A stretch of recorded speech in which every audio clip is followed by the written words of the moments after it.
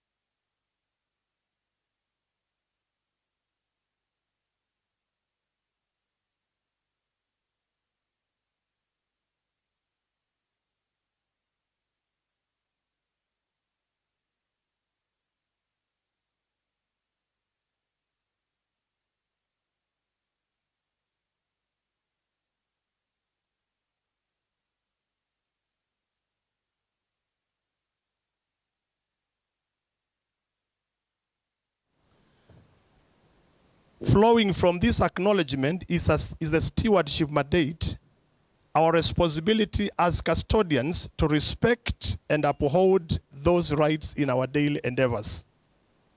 God is the author of rights. Throughout the scriptures, he is revealed as the one who advocates and champions for human rights as a core part of his mission. The book of Micah is one of the minor prophets in the Old Testament and was written during the time when Israel and Judah were facing external threats and internal corruption. Their leaders often neglected justice and fairness, while the spiritual state of the nation was in decline. Micah's message called the people back to true and faithful living before God, confronting the issues that threatened that calling to be good stewards of the rights. In the earlier chapters, Micah proclaims God's displeasure with Israel's rebellion and idolatry. Chapter 6 of this book opens with a powerful courtroom scene where God, through the prophet, essentially puts his people on trial, asking them to consider that what he has done for them and why they have abandoned his ways. In this context, it is in this context that Micah chapter 6 verse 8 stands out as a summary statement clarifying what God truly requires of his people. It distills his expectations into three simple yet profound actions. 1, to do justly. 2, to love mercy. And 3, to walk humbly with God. This verse answers the implied question from the preceding verses. The question that is raised there is, what does God want from his people? The beauty of Micah chapter 6 verse 8 lies in its simplicity and depth. It is not just a message for ancient Israel, but a timeless word for all who follow God. To do justly means acting fairly and rightly in all our dealings with others. Justice is here not limited to legal fairness, but it's a way of life, treating everyone with dignity, standing up for those who cannot stand for themselves, and making decisions that reflect God's fairness and truth. The Israelites had lost sight of this, and Micah calls them and us back to integrity. To love mercy calls us to delight in kindness and compassion. Mercy, often linked with God's grace, should not be a burden, but something we cherish and eagerly demonstrate. In our relationships, whether with the family, friends, or strangers, we are called to extend forgiveness and kindness just as God has done for us. And to walk humbly with God speaks of our relationship with our Creator. Walking humbly means recognizing our dependence on Him and living in reverence and submission to His will. It is a call away from pride and self-centeredness and towards a life guided by God's purposes. Together, these three principles, justice, mercy, and humility, reflect the very heart of God's character. Justice mirrors God's fairness. Mercy reveals God's kindness and compassion. Humility reminds us that our rightful place before God. When practiced, these virtues form a complete picture of what it means to live a life pleasing to God. It in turn forms the basis of our advocacy for full implementation of the Bill of Rights as articulated.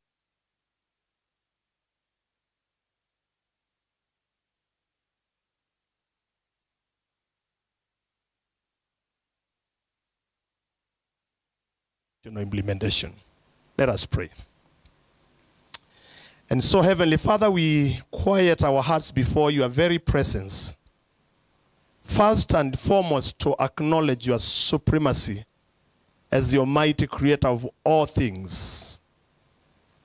We honor you for our being here is a testimony of your goodness and mercy and love. And as we join in this conversation, even as we reflect on our journey for the last 15 years, we pray that our hearts will be reminded that you are the lead champion of human rights. You are the source, you are the author of these rights. By creating us in your image, you entrenched this truth in us. And it's not only in us, even all other creatures or creation has its own form of rights. It is our prayer that, like you warned and cautioned the nation of Israel and Judah, that even as we reflect as Kenyans, we will draw lessons and insights from the things that you shared with them, and that our conversations and the celebration will honor you. We pray that all those who will share these platforms will bring honor and glory to your name. And so we commit to guide. May you illuminate our minds. May you lead us through so that we have a fruitful conversation, even as we celebrate KATIBA at 15.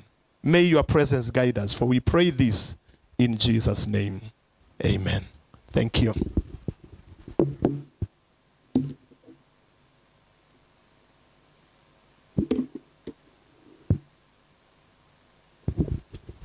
We'll now have opening remarks by Professor John Osogo-Ambani, who is the Associate Professor and Dean of Kabarak Law School. Welcome. Thank you very much. On that spiritual note, can I say Bwana asifiwe? Bwana asifiwe tena. Karibuni sana. Karibuni sana. I'll just do 3 quick things, then I will be paving way to those who are higher than myself. The first one is a commercial to advertise my school. And I think this does it all. Kabarak Law School is a school within Kabarak University. And our main vision is this, to set a very high bar for excellence, ethics, and virtue in legal education. But I believe the mission speaks more. We design ourselves, arranged ourselves to impact the world through excellent legal education, cutting-edge legal and interdisciplinary research, and then devoted community service, all from ethical and biblical perspectives. That's exactly what we do in Kabarak. Many times we really trying to have research first, get the knowledge, do the work. Once we have information, then share it with our students first, of course, then the world, and then do certain things for the community. This conference is actually a representation of the Trinity you see there in the mission statement. Through this conference, we are conducting research. Through this conference, we are teaching, disseminating it as well, but we are also engaged in a community service initiative. As our great master of ceremonies, I think you're qualified to be doctor of ceremony now, Mr. Sam Gure said, we have been thinking about this in Kabarak for some time, and the idea was to mark the 15th anniversary of KATIBA in style. So what we did in Kabarak is to put together ourselves. We had many, many lecturers there. Very serious students. I haven't seen equivalent student elsewhere. Some of them are here. So we decided that since the Bill of Rights has been the most affected provision in the last 2, 3, 4 years, perhaps we should focus attention on the Bill of Rights. And then we also looked at the Bill of Rights keenly and found that it was only 40 articles, I think around 19 to 59. And then we said we can split these articles among ourselves, where we are a bit lazy, 2 or 3 of us can do an article. The idea was to conduct thorough research on each article, and that meant faculty and students coming together, and then take an assessment of how far we have come, okay? The concept is very simple. What did the people of Kenya want before the 2010 Constitution, okay? Is that what they achieved in Katiba? After we have answered that, we ask, is that, connecting well, is that resonating well with established international legal frameworks? And then we start also asking other questions. For example, does it compare well with other comparable jurisdictions? Then from there we begin asking whether we have fared well, whether we have been faithful to constitutional interpretation for the last 15 years. Have we gone forward? Have we gone backwards? Are we going sideways? And what can we say? What call can we make at this point in the journey of constitutional transformation? Welcome, Chair. Karibu sana. In legal circles, the chair of LSK is only number 2 to the Attorney General in terms of ranking. So we have to stop when she arrives. Thank you.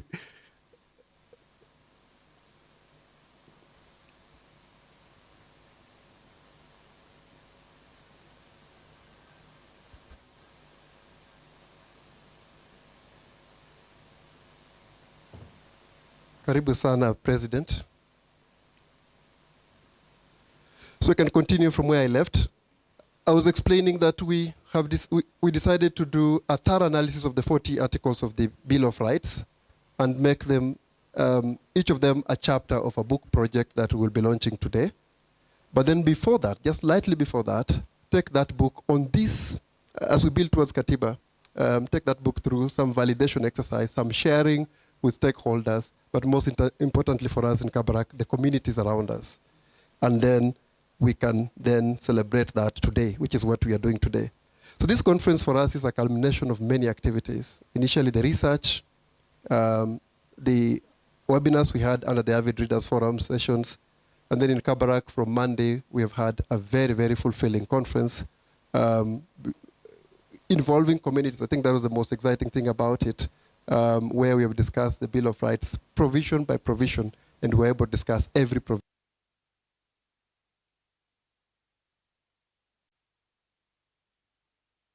So, as we speak today, we are in a place where we can talk a little bit about what we think about where we are on the Bill of Rights. And later, after break, we shall have a session where the editors of the book that we shall be launching shall give us a glimpse of what it is we are finding.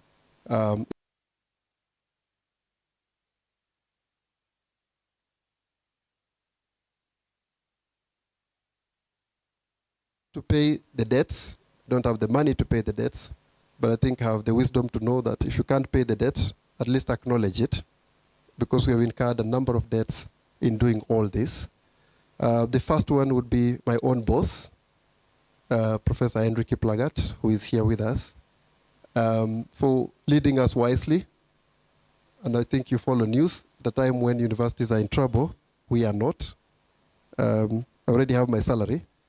So in case you want some tea, feel free. But most importantly, creating an environment where academic exploits are possible.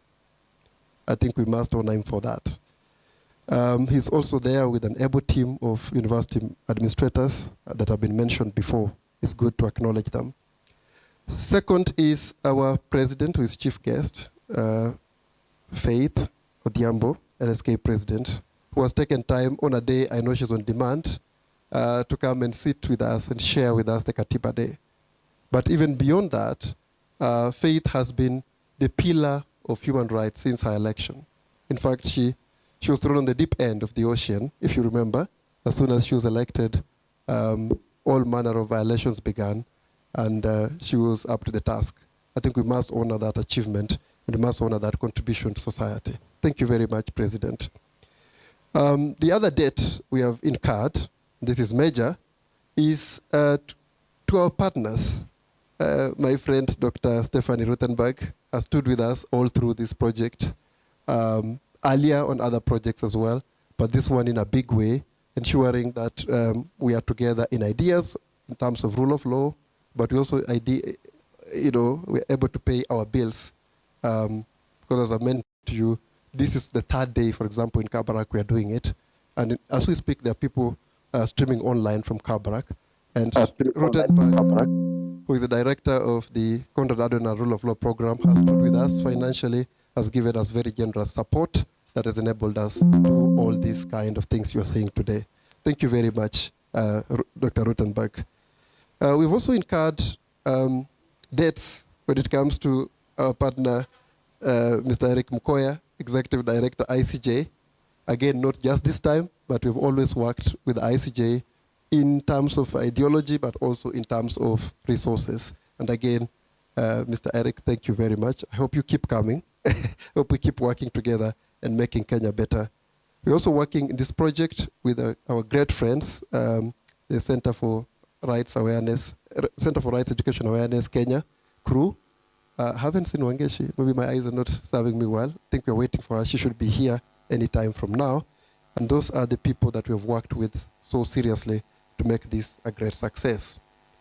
I also owe a debt of gratitude to my students, like I mentioned, who have written chapters on each and every article of the Bill of Rights. I think they have a clap right here. Tafadhali. Thank you. Some of them are here. Others are streaming live from Kabarak University.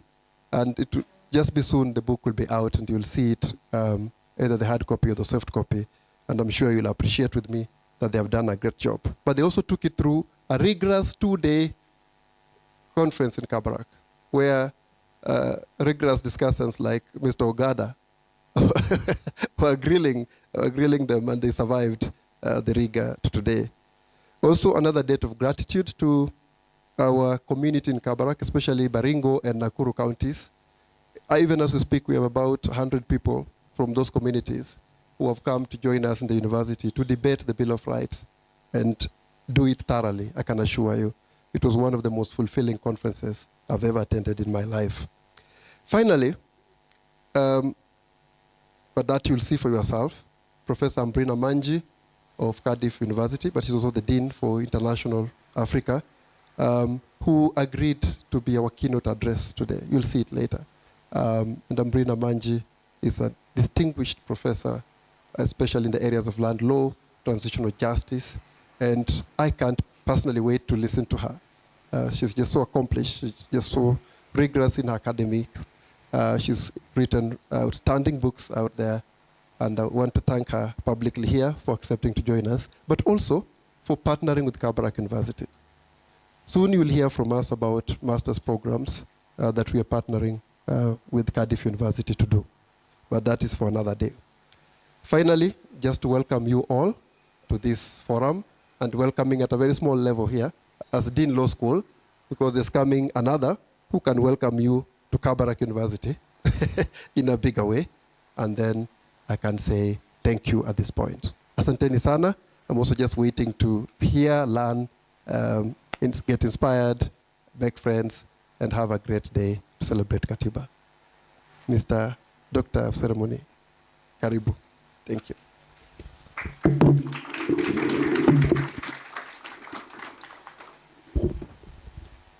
Quite quickly, let's transition to inviting one of our partners, Mr. Eric Mukoya from the International Commission of Jurists.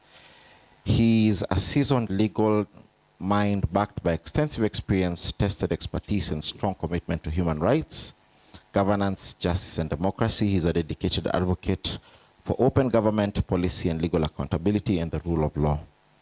He believes that integrity is fostered through individual character, emphasizes the dignity of persons, as well as sustainable sourcing, renewing, and management of resources.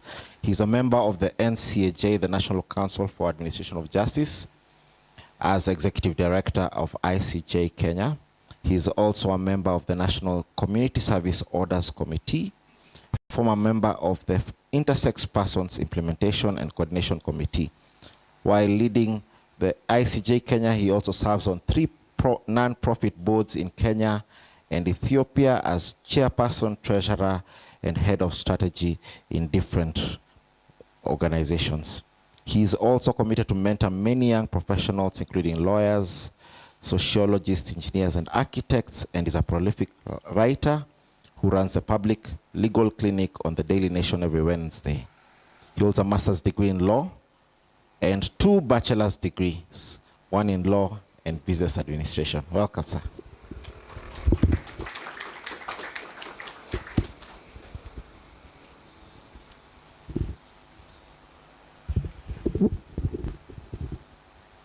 Good morning.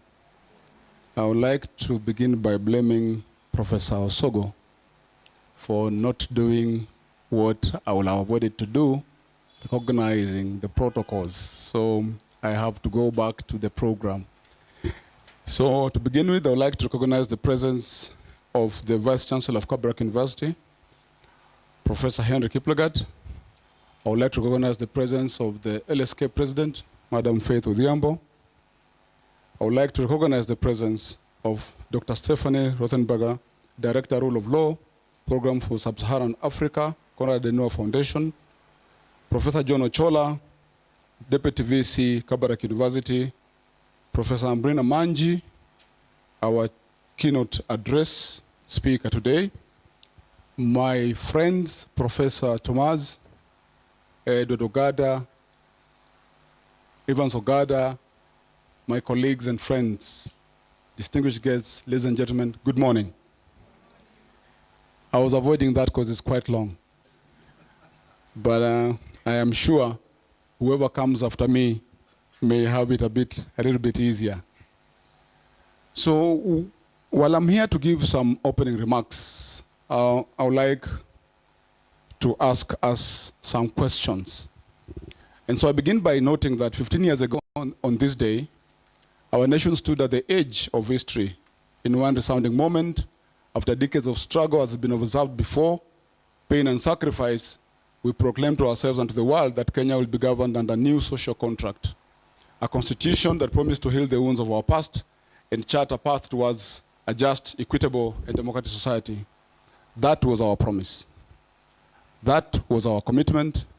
It was our conviction, and I think it remains our inspiration. But fellow Kenyans, today I stand before you wearing 2 hats. One as a pessimist who carries half heart of optimism, but also as a tired optimist who holds half the pessimism heart in a 15-year sobering moment that should lead us to ask a question: what became of the promise? In the promise, we sought to cure poor leadership and governance, but what did we get? Legislators and executive, save for a few who pay no respect to integrity and tenets of leadership.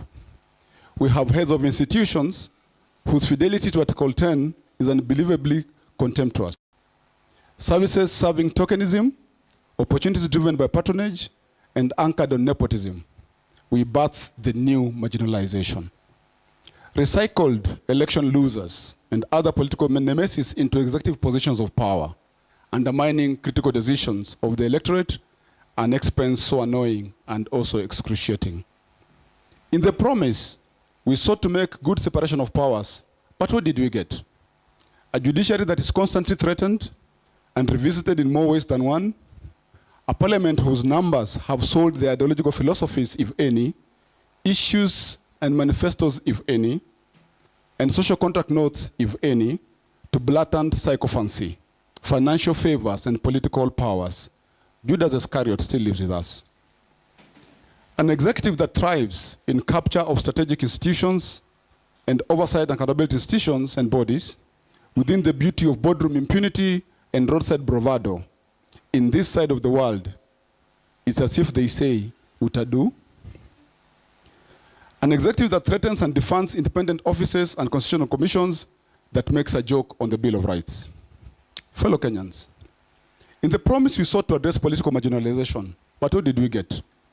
Full-blown representation, women reps, members of the National Assembly, senators, members of the county assemblies.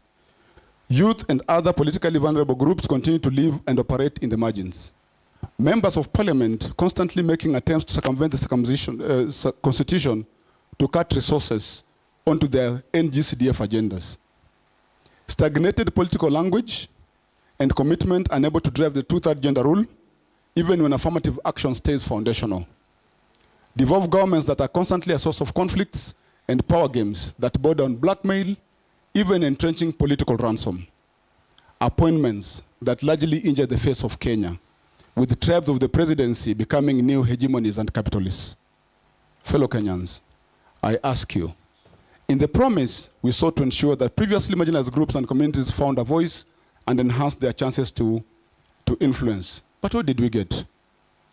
Newer institutionalized mechanisms of spending the very resources we vehemently vote to protect, bloated wage bill for the National Assembly and Senate, on the assumption that pay doesn't change in a 5-year period, we are looking at 649 million a month, and for 3 million mortgage, car, and house loan for a member of parliament. We look at 17.8 billion per annum, and only on 3% interest. Medical cover that's abominably difficult to relate to. Is that what we promised? Members of county assemblies, 1,450 county assemblies at a cost of 508 million per month. 15 years down the line, or is it 15 years down the drain? We need to find out. Fellow Kenyans, in the promise, we sought to address imprudent use, distribution, and allocation of resources. But what did we get? 24 cabinet secretaries with a 21 million per month bill. This does not include the 51 principal secretaries, under secretaries, advisors, governors and their deputies, who earn 72,726,750 per month.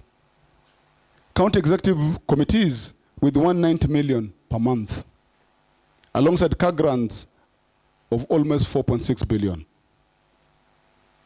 The question is, did we need to spend 714 million per year because of this promise that we made? Remember, ESCC estimates 6 or 8 billion lost to corruption annually. That is 7.8% of our GDP. It may be working, but at what cost? Colleagues in the room, from each other accountability, openness, transparency, and integrity. But what did we see? We continue to see, albeit painfully, COVID-19 funds disappear into thin air, but into fat pockets. Prosecution remains a challenge. We continue to see salaries and allowances paid to ghost workers, while SHA allocations sent to non-existent healthcare centers, and one in my village. E-Citizen platform with unknown ownership, even with 44 billion disappearing through broad digital daylight. We continue to see the audacity to find no shame in failing to respect, observe, and respond to court orders. In the promise, we sought inclusivity, accessible and equitable services. But we continue to be seeker with the less reprieve, models that may not advance or enhance access and inclusion, lecturers on end without salaries and remuneration, with doctors persistently negotiating either through life-threatening protests or diplomacy prevailed, primary and secondary education that is anchored on CBC that remains experimental to teachers, parents, and students. In the promise, we heralded a new dawn and a new modus operandi, but that is just a dream. Why am I here today? It's just to remind you that we need to get angry. We committed to depart from old ways, but what have we done? We have created furor over that devolution is working, based on a few marammed roads in Kakamega and a few tarmacked in Kiambu. Yet we had a bad constitution, but we could still do the same. We imported the old ways into a new dispensation. We entrenched the mannerism of yesterday into the newness of today. So in that context, I will ask you, what is privilege? Privilege, when the minimum wage is about 10,000 and average is 76,000, in comparison to what I've said about members of parliament. What is privilege when that government taxes so deeply and so inhumanely that 76,000 to create resources that end up in abuse, misuse, misapplication, and corruption? It is no privilege when Social Security can't work and makes an abuse of Article 43. Yet legislators who come through at the stroke of our ballot pulsate in high-end infirmaries. That, for me, is not privilege. When earnings of an average person cannot discount their presence and choice from slums. So privilege for us is calling to action when half of us and I who prevail the optimistic heart, hoping to find energy and inspiration to reclaim the almost lost cause. We must demand accountability, not in periods of times, but in a constitution that is 15 years late. Privilege is as the jilted lovers, traumatized and frustrated by the consistency of cheating and violent spouses, in a community where wrongs are surged to power, working to punish constitutional wrongs as a commitment to rebuilding secondary trust, though we know it is a Malay whose prescription is highly unaffordable. Let me say something somebody once told me when I was still a young man, and some girls, I thought I was very good, and they told me, trust is like virginity. Once you lose it, secondary is another conversation. Privilege is the half of us and I who prevailed the optimistic heart to face the fallacy and stop the lie. I would like us to do one thing today. Let us debunk the lie that we are better than our neighbors, Tanzania and Uganda.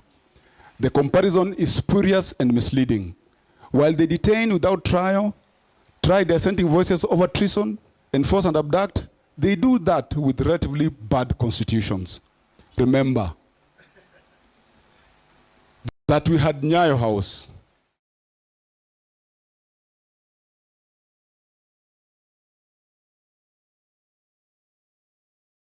and the depth of the stinking depth of garbage dumps, because the pageant smell of death, we enforce disappearances of those who challenge our conscience, we cause house imprisonment without trial, we torture, we silence voices of reason, once more, of the young persons, in addition to jailing minds to an abyss of oppression.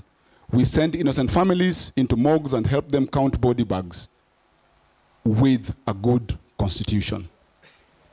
But maybe it is true, as Chan has taught us, that Uganda, Kenya, and Tanzania ni ndugu watoka nitoke. Privilege is the half of us and I who prevail optimistic minds, who must disband and respect court orders and objectively disobey presidential decrees that spin us into oppression.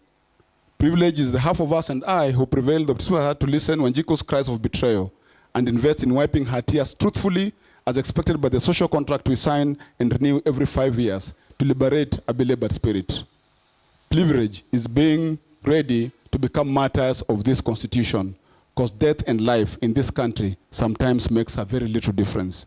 Let us honor the wisdom of Guy, Ogendo, Ambani, and many others by refusing to let this Katiba become a hollow text. Let us insist that it remains a living covenant between state and citizens, between present and future generations. As for Anjiku, this is a qualified constitutional statement. We know what that means in accounting terms. We have not been faithful to the Constitution. Aluta continua. Thank you.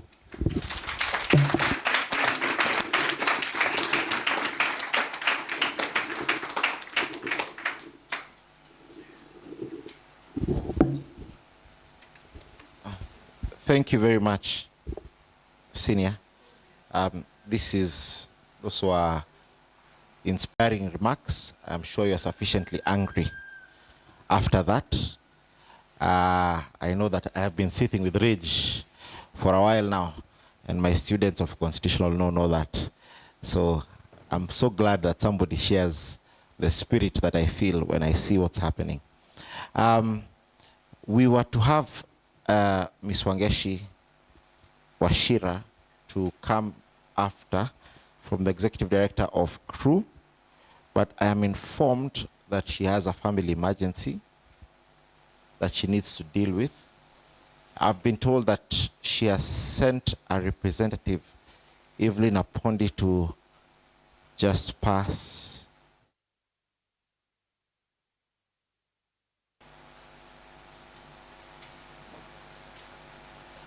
Regrets, or please come over.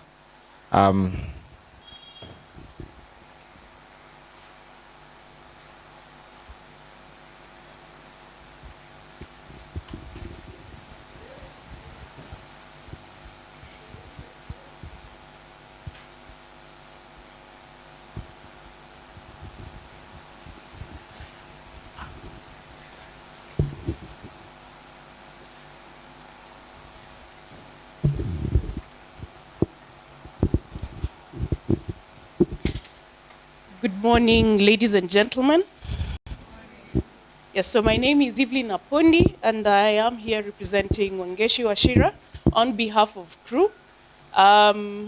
We are very glad to be part of this dispensation. We are very glad to be part of this celebration of 15 years that the Constitution of Kenya has now reached. Someone was remarking this morning, 2010, it has been 15 years. It seems like it was 7 years. And asked her, what is the difference between 7 and 15 years? So we have had this Constitution for 15 years.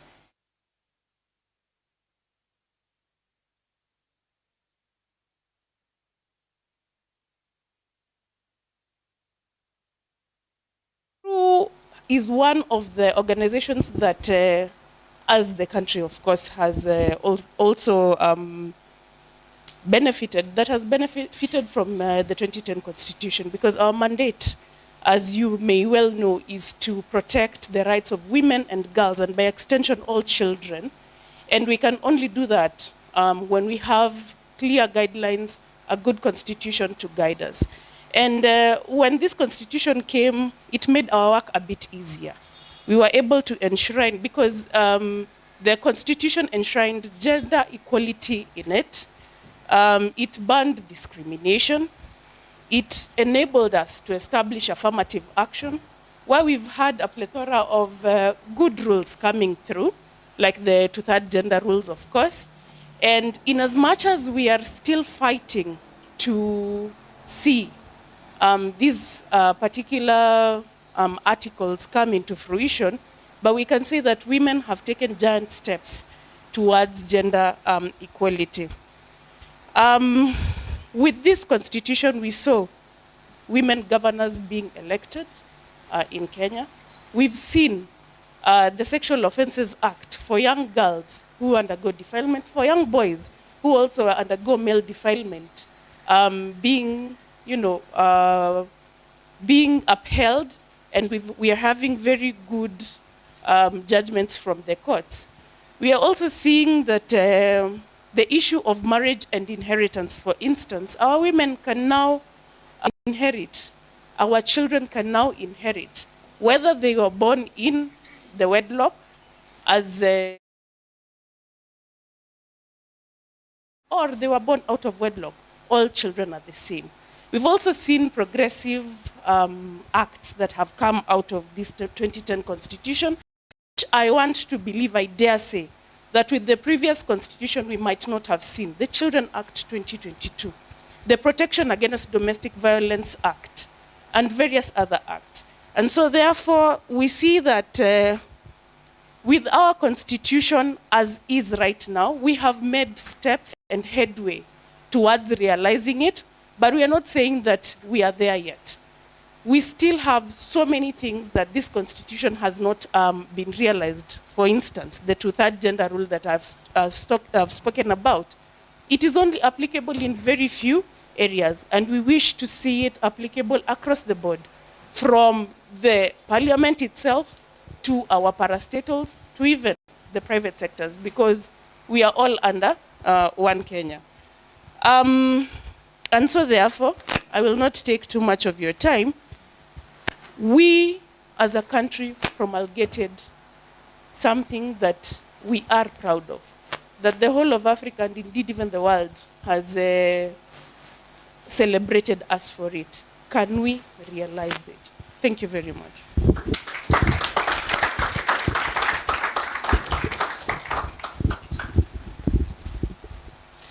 Thank you, Evelyn, and thank you so much, CRU. CRU was central to helping us host this today.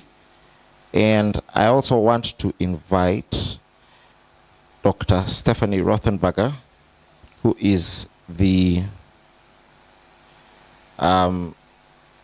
sorry, just give me 1 minute.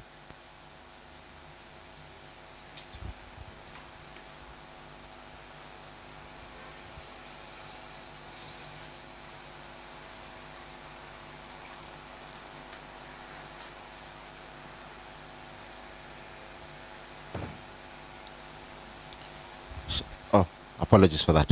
Sorry, I want to invite Dr. Stephanie Rothenberger, who is the Director Rule of Law Program for Sub-Saharan Africa. And at the Konrad Adenauer Stiftung, these have been our central partners for the 3-day conference. They've been our key partners. She's already walking up. So you can just come up as I read a little bit of your bio. She's an inspirational person. She holds a doctorate degree in international environmental law from the Max Planck Institute. She has advised the German Federal Council, the Bundesrat, and the German Bundestag as in the protocol office. She speaks 5 languages: English, French, Italian, Arabic, and German. And she is right behind me. So please welcome her with a clap. Thank you.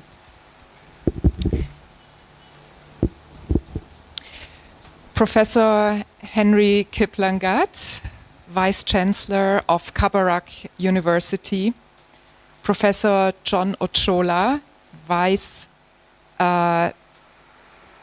Deputy Vice Chancellor of Kabarak University, and their excellent academic team from Kabarak University. And I especially look at the Dean of the Law School, Professor Ambani here. The President of the Law Society of Kenya, Ms. Faith Odhiambo, our chief guest today. We are very honored to have you here with us today. Professor Ambrena Manji, our keynote speaker. Our dear co-partners in this important event, Mr. Eric Mukoya, Executive Director of ICJ Kenya, and the representatives of CRAW Kenya. All protocols observed, distinguished guests, ladies and gentlemen, karibuni nyote. What an honor it is for Konrad Adenauer Foundation's Rule of Law program for Sub-Saharan Africa to celebrate this very special day with you today. And what an honor it is for me personally to stand here before you and welcome you as a co-host of this important gathering. Today we are celebrating the Constitution of Kenya 2010, which is undoubtedly one of the most progressive constitutions in Africa and across the globe. It is an excellent constitution that lays a stable foundation for a state that is accountable, horizontal, decentralized, and that is based on a vision of nationhood premised on national unity and political integration while respecting diversity and giving ultimate authority to the people of Kenya. And above all, it contains an impressive commitment to human dignity and liberty enshrined in its extensive Bill of Rights. But a constitution is not a museum's piece, as Honorable Dr. Gitobi Imanyara put it so rightly in his beautiful keynote speech earlier this week. It is a tool. It should leave fingerprints. A constitution also tells us about the history of a nation. It oftentimes reflects the trauma a people seek to overcome. It is a living document charged with the hopes of generations.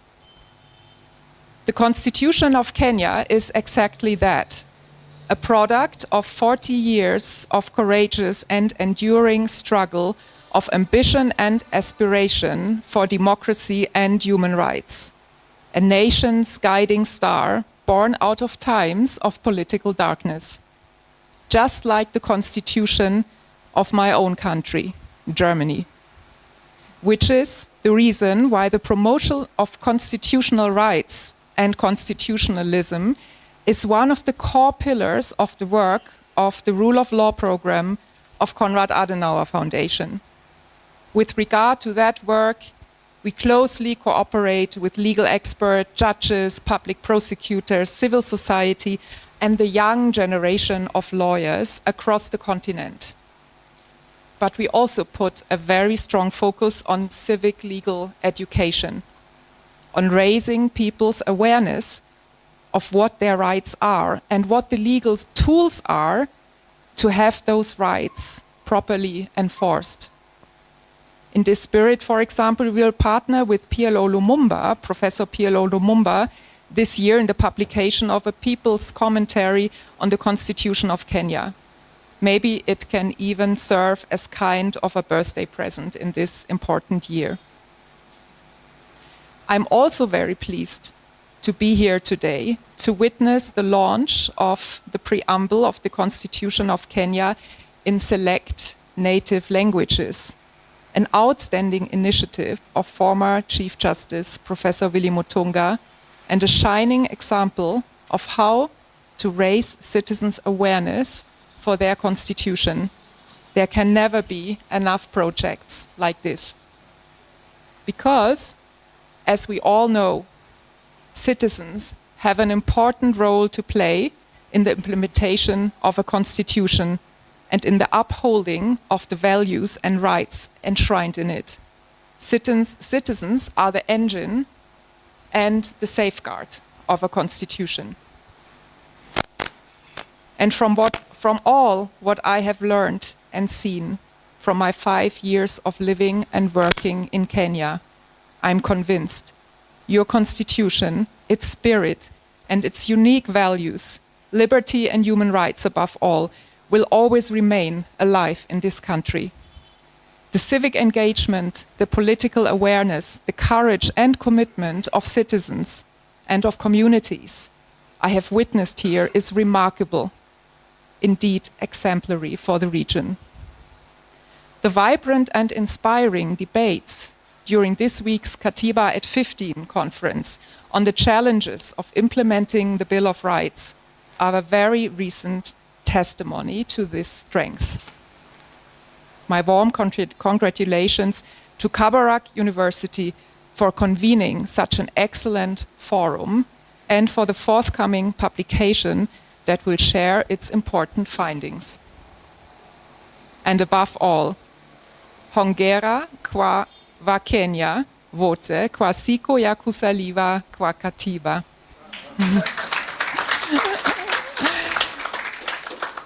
May it always remain your guiding star on the challenging and brave journey towards stronger governance, deeper democracy, and the unwavering protection of human rights.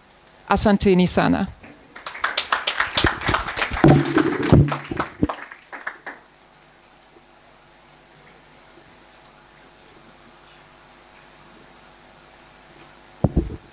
I think I warned you earlier that there's coming one who can welcome you and the higher guests. My name is John, so I pave way for... So first I'll pave way for another John, who is my Deputy Vice Chancellor, Academic and Research, Professor John Ochola, who then will welcome the Vice Chancellor, then the Vice Chancellor will welcome our Chief Guest, the President of the Law Society of Kenya. Karibu sana, Professor. Asante sana, Professor John Osogo Ambani, the Dean of School of Law, Kabarak University. Professor Henry Kiplangat, Vice Chancellor, Kabarak University. President Faith Odhiambo. By the way, President Odhiambo, the Vice Chancellor has given me a special assignment to lure you to Kabarak University. Professor Ambrina Manji, keynote speaker. Mr. Eric Mukoya, Executive Director, International Commission of Jurists, Kenya. In absentia, Madam Wangeshi Wachira, Executive Director, Center for Rights Education Awareness, Kenya. Dr. Stephanie Rothenbacher, Director, Rule of Law Program for Sub-Saharan Africa, Conrad Adenua Foundation. Reverend Justus Mutuku, Acting Provost, Kabarak University, Professor John Osogo Ambani, Dean School of Law, Kabarak University, our esteemed lecturers, and our beloved students, distinguished guests, ladies and gentlemen, good morning. We are here today to participate in the Kabarak University School of Law Conference on KATIBA at 15, and to participate in the National Commemoration KATIBA at 15 Day. We are here courtesy of our host, Professor Henry Kiplangat, the Vice Chancellor, Kabarak University. Ladies and gentlemen, Professor Kiplangat is a leader with well-honed visionary, strategic management, and transformative leadership skills. Those of us from Kabarak University, you will agree with me 100%. Professor Kiplangat performs his leadership role with honesty, transparency, and excellence. Ladies and gentlemen, these attributes embodied in Professor Kiplangat are very evident in the institutional stability and the tremendous growth we have experienced in the university since Professor Kiplangat took over the mantle of leadership as the Vice Chancellor some 8 years ago. And again, those from Kabarak University, you will agree with me 100%. And that's another reason, President Odhiambo, for you to come to Kabarak University. Ladies and gentlemen, I don't want to take too much of our time because time is of the essence. So let us put our hands together and as we welcome our chief host, Professor Kiplangat, to the podium. Welcome, sir.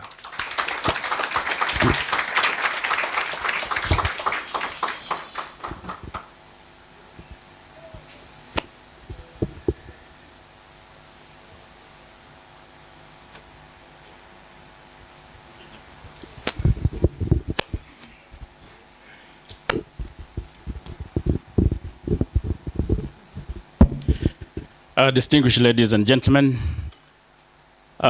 just before I deliver my remarks, I would like to invite the President of the Law Society of Kenya, Faith Moni Odhiambo. Just before she came in, I was looking forward to meeting her because I have never seen her face to face. I have been seeing her in pictures. So today I was strategic. I made sure she sat next to me so that I can see her properly. So distinguished ladies and gentlemen, our next speaker is Faith Moni Odhiambo, who is the President of the Law Society of Kenya.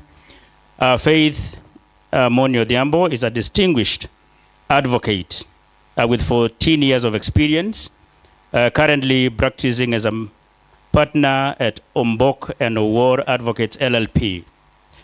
She has honed her skills in diverse legal areas, including company law, competition law, telecommunications law, banking law, and alternative dispute resolution. Her profound knowledge and practical experience have established her as a respected figure in the legal profession. Beyond her legal practice, Faith is a committed educator, serving as a lecturer at the University of Nairobi. Her academic contributions in commercial law, banking law, competition law, and consumer protection law have been instrumental in shaping future legal professionals. Faith's involvement extends beyond the courtroom and classroom, as she has played pivotal roles in various legal organizations. Her leadership capabilities and dedication to the legal community are evident in her tenure as a council member and board secretary of FIDA Kenya, as well as her impactful service as a Nairobi representative and vice president of the Law Society of Kenya. Currently, Faith serves as the 51st president of the Law Society of Kenya, only the second woman in the society's long history to hold this office. Please give her a round of applause. Her tenure has emerged as 8 KATIBA Roll of Honor 2024, awarded in recognition of her dedication to championing the Constitution of Kenya. Number 9, EALS Shujaa Award of 2024. Number 10, APSEA Professionalism Award 2024. And number 11, SIGAND NYI NAM Association Bravery Award 2024. I will give you number 12 when she comes to Kabarak next year, God willing. So, ladies and gentlemen, please put your hands together in welcoming President Faith Moni Odhiambo to the podium.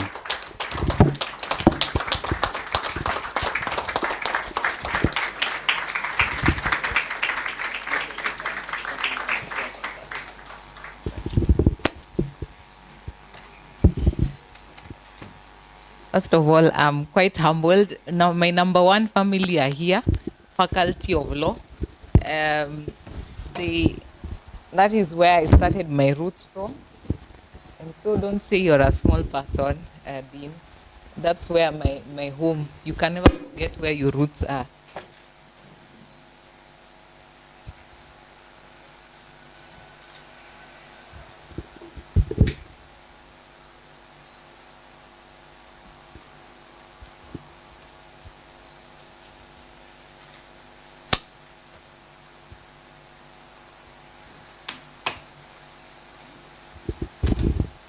People normally say at the fear of breaking protocol, you normally say that I fear you all, so that in case I miss anyone, please oblige me. Our host, Professor Henry Kiplangat, Vice Chancellor, Kabarak University. Professor John Ochola, Deputy Vice Chancellor, Academics and Research. Reverend Justus Mutuku, Acting Provost, Kabarak University. Professor John Osongo Ambani, Dean, Kabarak Law School. Distinguished members of the law faculty. Allow me to also mention Gloria. Please stand. Where is Gloria? Gloria Kimani is a council member of the Law Society of Kenya and also your alumni. Please give her a hand. Our keynote speaker, Professor Ambreen Maji, Professor of Land Law and Development and Dean International for Africa, Cardiff University. The distinguished partners, Dr. Stephanie and Eric Mokoa, Executive Director, ICJ, Ms. Wangeshi Washira, who is here today represented, Professor Thomas. I remember we worked together in competition matters. Most importantly, the law students who are the future. Good morning. At 15 years, I don't know how you remember how you were behaving when you were 15. Were you your mom's best friend or your dad's best friend? So today we are enjoying 15 years since we got our new constitution, our teenagehood, so to speak.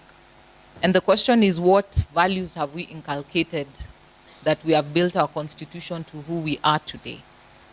It is both an honor and a duty to stand before you this morning as we commemorate KATIBA at 15. 15 years may sound like a short span in the life of a nation, but for a constitution, especially one born of sweat, blood, tears, and countless citizen struggles, 15 years is a milestone that deserves both celebration and sober reflection. As the great Ghanaian scholar Kofi Annan once said, a constitution is the political and legal expression of a people's soul. Today we gather to ask what has become of Kenya's soul 15 years after we enshrined the Bill of Rights as the heartbeat of our 2010 Constitution. When Kenyans promulgated the Constitution of Kenya 2010, they did not merely pass a legal document. They birthed a covenant that declared never again shall our nation be governed without accountability, never again shall power be unchecked, never again shall the dignity of the citizen be an afterthought. 15 years later, we ask ourselves, have we honored that covenant? The answer is mixed. We have moments of triumph, cases we have won, freedoms defended, institutions created. But we also have moments of frustration, rights denied, orders disobeyed, our citizens abducted, our children killed, some even at their homes. And more painful, some by the very people that we expect to defend our country, defend our people, are the same ones that have taken away their lives. But these moments have not deterred us.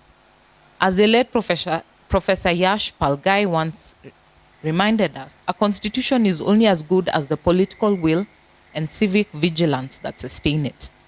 The Bill of Rights is the beating heart of our constitution. Without it, the constitution is like a body without blood.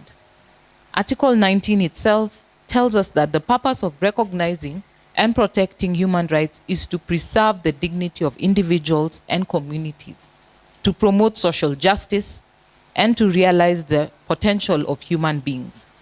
In that sense, the Bill of Rights is not a gift from the state. It is our inheritance as citizens, hard-earned and non-negotiable. For those of us who are lawyers, we often say half in jest that Article 19 to 51 is our daily bread.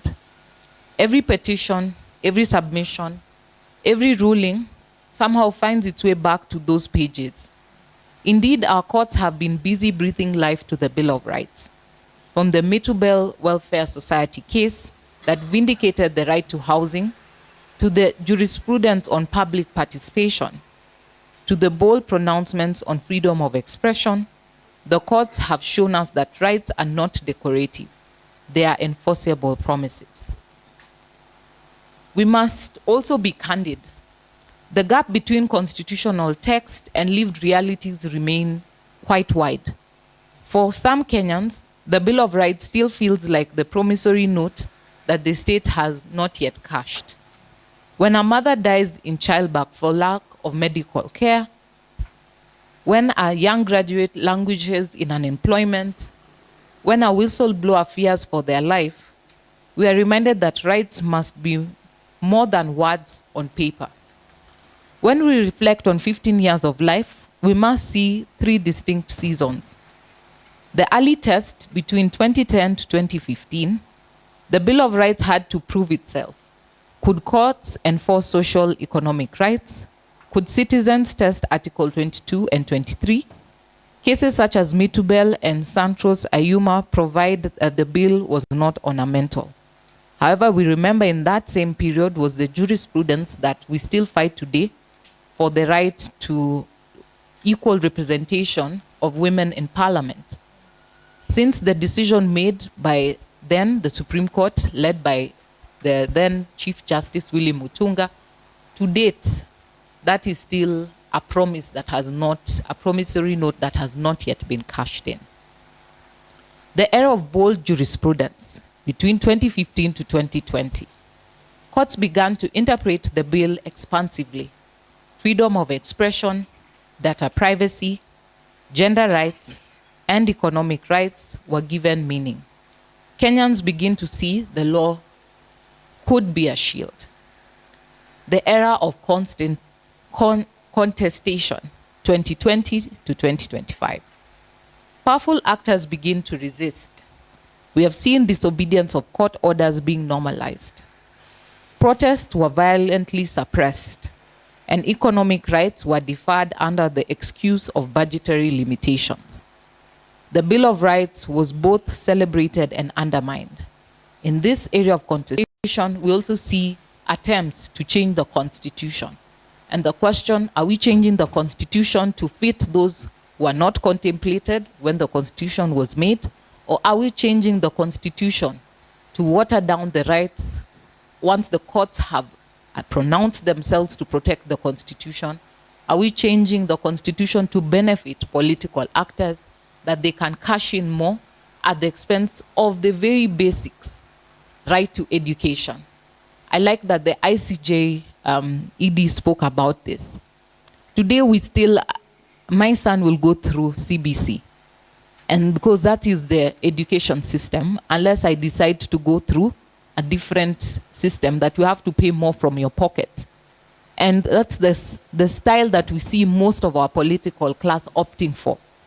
Why can't our children all be treated fairly under the law? That the right, you get the best possible education because you pay your taxes. Why do we still have guesswork and frustration of parents in the education system? We still see university students going to the streets year in, year out because of frustration, not being able to register, not being able to get funding. Yet that was the only equalizer in our country to ensure those even who are less privileged get an opportunity to rise and also raise their families up and also get a fair chance to succeed in our nation. Right to healthcare. Today, this is one of the biggest fights that we continue to have. Over 5 years, we have been in and out of courts. We're told SHA is working, SHA is doing well, and now we're seeing institutions that received money that are non-existent. They've since been degazetted, but the bigger question is who is being held accountable, where was that money paid, and how is that money being recovered? Those are the places that we should hear EACC the loudest. Why are they quiet? Why haven't they gone down to investigate? Why haven't they gone to ensure that there's that level of accountability? Because just getting degazetment is telling Kenyans that we have now stopped the areas that you discovered. The question is, how are we getting back that money to ensure that the many Kenyans who cannot access healthcare can be able to access healthcare because the money is going to the rightful places? So today we stand at crossroads. Will the next 15 years be an era of consolidation or erosion? 15 years on, we have reasons to be proud. Our Bill of Rights has inspired bold activism, given the voiceless a voice, and strengthened institutions. Civil society, academia, the bar, and indeed ordinary Kenyans have used it to demand accountability. Yet, as Chinua Achebe reminds us, a man who brings home anti-infested faggots should not complain when visited by lizards. We cannot, on one hand, celebrate our progressive Bill of Rights, and on the other hand, permit its daily violation. Corruption, inequality, gender-based violence, and disregard of court orders are termites slowly eating into the foundation of our constitutional house. That is why this conference and this meeting of minds is important. It forces us to stop, to reflect, and recommit. Let us not understate the victories. Judicial courage. Courts have struck down unconstitutional laws, from attempts to gag the media to efforts to curtail civil space. And this is a fight that we still must be vigilant. To date, the space of self-expression, particularly for the Gen Zs and our younger generations, remains threatened. They cannot come to the streets. If they do so, they face attack. And they cannot go on social media to express themselves because the moment they do so, they're abducted. We cannot push our generation to the wall, that there's no safe space that they can express, they can share, they can raise their voices, and also contribute to the democracy of our country. Public participation. Today, no law or policy can credibly stand without consulting the people. And even as the current public participation bill is being reviewed and people are giving their comments, I urge as many people to do so. Let us ensure that it reflects the very breadth that the Constitution envisaged. Devolution and social rights. The Bill of Rights gives life to Chapter 11 by embedding service delivery as a right. And importantly, Kenya has inspired the region. Our Bill of Rights is studied in law schools across Africa as one of the most progressive catalogs in the world. As a lawyer, one of the hardest questions I get from ordinary citizens is, why is that all these beautiful rights, my life is still hard? The way President Trump says, it's a big, beautiful bill. And sometimes I want to reply, like Socrates, all I know is that I don't know. But in truth, our role is to remind Kenyans that rights are not automatic. Rights must be claimed, defended, litigated, enforced, and sometimes I dare say danced for in the streets. If citizens sleep on their rights, governments will gladly put them to rest. But we must be candid about the shadows. Selective justice. While some cases were decided with lightning speed, others continue to gather dust. And I dare say, even Zaugada is present, representing the Law Society, in the case that we filed when the military were deployed. To date, it's still in courts. I cannot discuss this because it's sub judice, but the reality is there are certain cases that need to be heard expeditiously. Justice delayed means justice denied. The case of Baby Pendo has taken several pressure points, but to date, it is still in court. If the standard operating procedure for justice for victims or against police brutality is 10 years going on, imagine when will the Gen Zs of this time get justice? And the case has not been concluded. Economic inequality. What good is the right to education if schools are unsafe? What good is the right to health if hospitals lack medicine? And if there is lack of adequate doctors and doctors are underpaid? Executive overreach. Ever so often, we are reminded that those in power still test how elastic our constitution is. As the Swahili proverb says, hata simba hula majani akikosa nyama. Kenyans have learned to survive with less than what the Bill of Rights promises. But survival is not what the Constitution envisaged. It envisioned flourishing. As we mark 15 years, let us move from admiration of the text to implementation of the spirit. 3 pathways suggest themselves. 1, strengthening institutions of justice. Without an independent judiciary and robust oversight bodies, rights seem like aspirations. And when I say independent judiciary, we still also talk about the question of the feeling of corruption creeping into the judiciary. If we cannot have an independent judiciary free from interference, then as Kenyans, we suffer the greatest loss, because the courts remain the last bulwark to defend the rights as enshrined under the Constitution. Accountability over impunity. Disobedience of court orders must never become normal. A government that disrespects its court disrespects its citizens.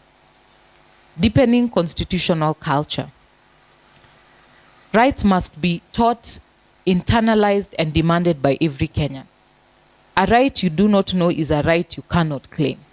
So it's your responsibility as a citizen to also know your rights and claim your rights. Civic vigilance over complacency. Every generation must defend the Constitution afresh. The price of liberty, as Jefferson reminded us, is eternal vigilance. The Bill of Rights will not defend itself.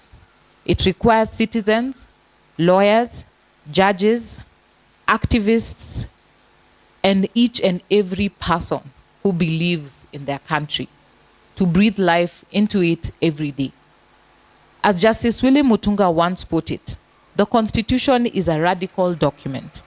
It will remain so unless the people themselves domesticate it into their lives.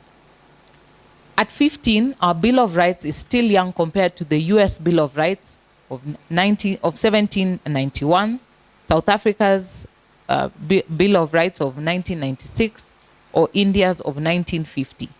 Yet Kenya has outpaced many older democracies in progressive provisions, such as the right to the clean environment, freedom of information, and the right to economic and social rights. The world is watching, but the question is, are we watching ourselves? Ladies and gentlemen, however long the night, the dawn will break. The struggle for rights is never easy, but 15 years on, we have proof that the dawn is possible if we stay the course. Let me close with 2 thoughts. First, an African proverb: when the roots are deep, there is no reason to fear the wind. Our constitution is deeply rooted in the struggles of Kenyans. It can withstand the storms, but only if we endure it. Secondly, a reminder from Nelson Mandela: to deny people their human rights is to challenge their very humanity. So let us ensure that in the next 15 years, when a Kenyan child reads the Bill of Rights, they do not see just aspirations, they see their reality. 15 years ago, we promised ourselves transformation. 15 years from today, let us say that we keep that promise. So today, as the honor of being your chief guest, I call on each and every one of us, lawyers, judges, academics, civil society, students, and citizens, to make the next 15 years the era where the Bill of Rights ceases to be a lofty chapter and becomes a lived reality. I thank you all.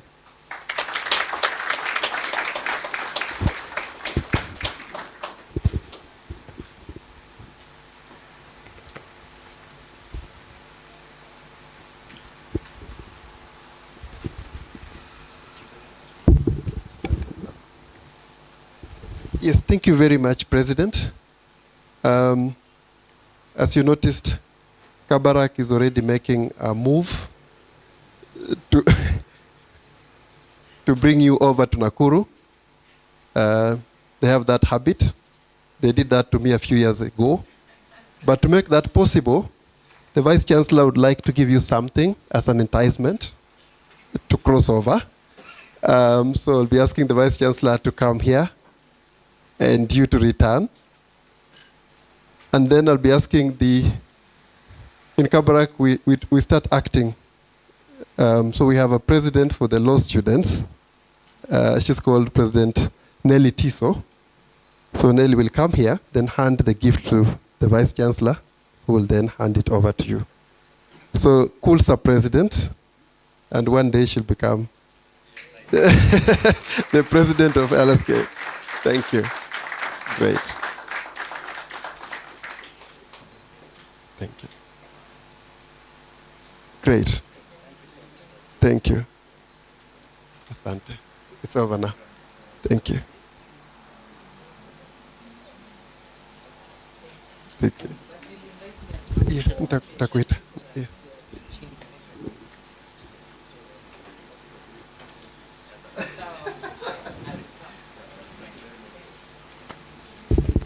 Yes.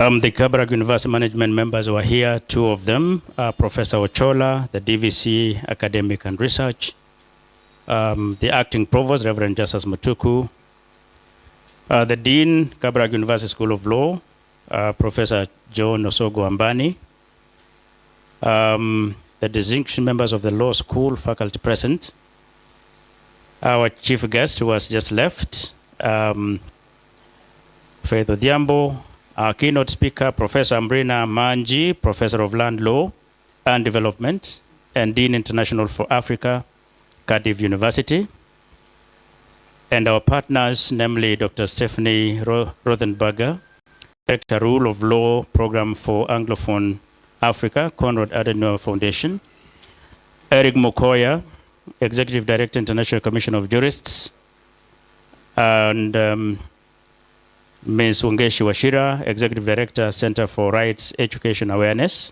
the platform for law, justice, and society. The law students joining us from law schools all across the country, all other guests joining us here and on our online platforms, all protocols observed. Ladies and gentlemen, good morning once again. I am delighted to welcome you to Kabarak University School of Law Conference on KATIBA at 15. I'm doing that, joining my dean, Professor Ambani, who has already welcomed you. So what a coincidence. It happens that this year, we are hosting the 15th International Research Conference at the university, and here we are hosting a conference on KATIBA at 15. It is a great honor for us at Kabarak University to host this conference commemorating 15 years since the promulgation of the Constitution of Kenya 2010.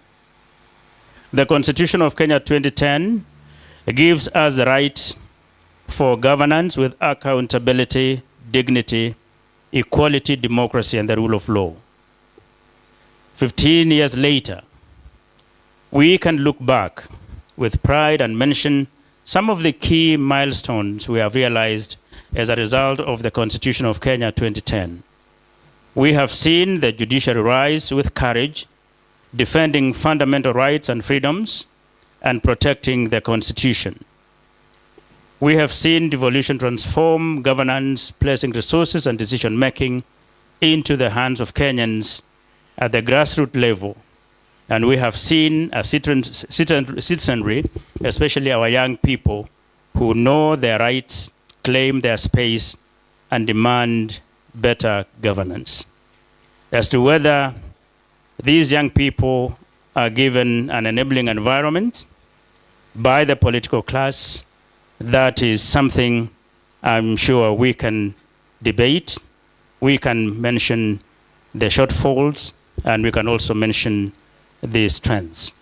Distinguished ladies and gentlemen, be that as it may, it is a fact that the Constitution of Kenya 2010's promise remains unfinished.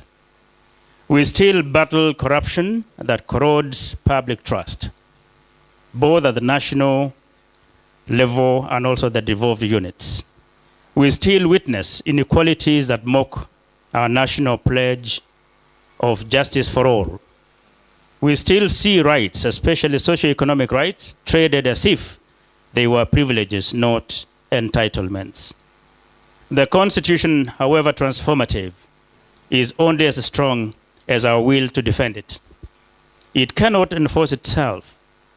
It calls for vigilance